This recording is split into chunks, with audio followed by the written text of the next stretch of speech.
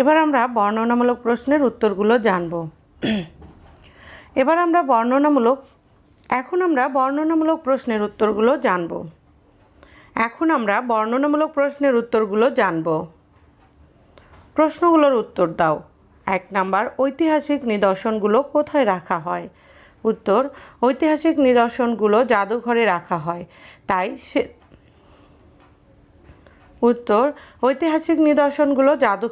হয়।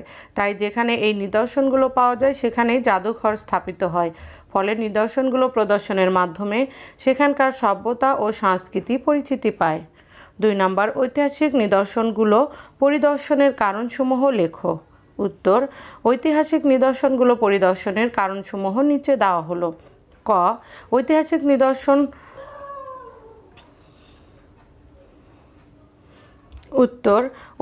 নিদর্শনগুলো পরিদর্শনের কারণসমূহ নিচে দেওয়া হলো। ক, ঐতিহাসিক নিদর্শন পরিদর্শনের মাধ্যমে অতীত ইতিহাস সহজেই হৃদয়ঙ্গম করা যায়। খ, ইতিহাসের নির্জীব ঘটনাবলী আমাদের কাছে সহজ হয়ে ওঠে। গ, মানুষের মাঝে ঐতিহাসিক চেতনা গড়ে ওঠে। ঘ, বিদেশি সংস্কৃতির সাথে নিজেদের সংস্কৃতি তুলনা করা যায়। ম, সংস্কৃতির পাশাপাশি আর্থসামাজিক অবস্থা সম্পর্কে জানা যায়। 3 নাম্বার, ঐতিহাসিক নিদর্শনগুলো আমাদের সংরক্ষণ করা উচিত কেন? উত্তর, ঐতিহাসিক নিদর্শনগুলো আমাদের সংরক্ষণ করা উচিত কারণ ক, ঐতিহাসিক নিদর্শনগুলো থেকে আমরা অতীতের সংস্কৃতি ও সভ্যতা সম্পর্কে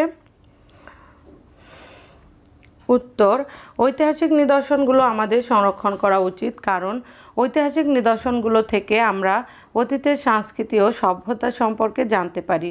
খ, এই নিদর্শনগুলো নষ্ট হয়ে গেলে আমরা ইতিহাস থেকে বিচ্ছিন্ন হয়ে পড়ব। গ, প্রাচীন নিদর্শন থেকে আমরা তৎকালীন সময়ের আচার অনুষ্ঠান, জীবনধারা ইত্যাদি সম্পর্কে জানতে পারি। ঘ, ঐতিহাসিক নিদর্শনগুলোকে কেন্দ্র করে আমাদের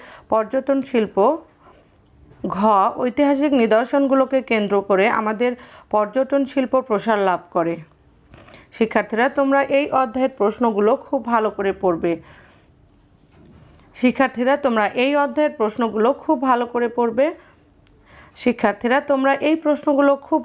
পড়বে। তারপর খাতায় লিখে নিবে। এবার তোমরা তোমাদের আজকের বাড়ির কাজ লিখে নাও। 1 নাম্বার, এই অধ্যায়ের প্রতিটি অংশ খুব ভালোভাবে পড়বে এবং প্রতিটি অংশ থেকে 5টি করে প্রশ্ন তৈরি করবে এবং উত্তর লিখবে।